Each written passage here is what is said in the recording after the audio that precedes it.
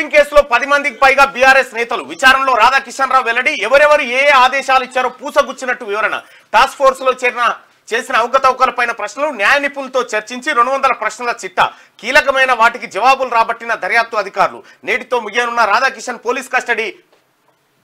ముందస్తు బెయిల్ ఆలోచనలో ప్రభాకర్ రావు న్యాయ నిపుణులతో ఎస్ఐబి మాజీ చీఫ్ చర్చలు ప్రణీత్ రావు ఉపయోగించిన ద్విచక్ర వాహనం సీజ్ ఈ కేసులో వచ్చే వారం కీలక మలుపులు తిరగబోతా ఉంది ఫోన్ ట్యాపింగ్ కేసులో 10 మందికి పైగా బీఆర్ఎస్ నేతలు ఉన్నారట 10 మంది బీఆర్ఎస్ పార్టీలో టాప్ 1 2 3 4 ఉంటది కదా వాళ్ళైతే పక్క ఉండాలి కదా బీఆర్ఎస్ సుప్రీం కూడా ఉన్నట్టు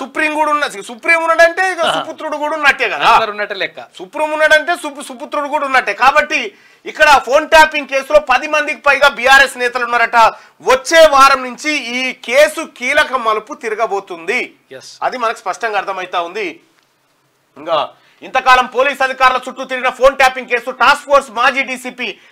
రాధాకిషన్ రావు విచారణతో కీలక మలుపు తిరుగుతుంది గత ప్రభుత్వ హయాంలో అప్పటి special intelligence branch chief Prabhakar Rao కీలక పాత్రధారిగా సాగిన ఈ వ్యవహారంలో సూత్రధారుల డొంక కదిలింది బీఆర్ఎస్ కు చెందిన 10 మందికి పైగా నేతలు ఫోన్ ట్యాపింగ్ వ్యవహారంలో కీలకంగా వ్యవహరించినట్లు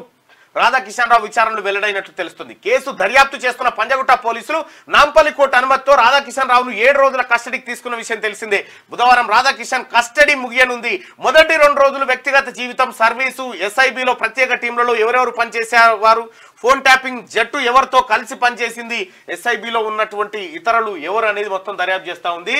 మీకు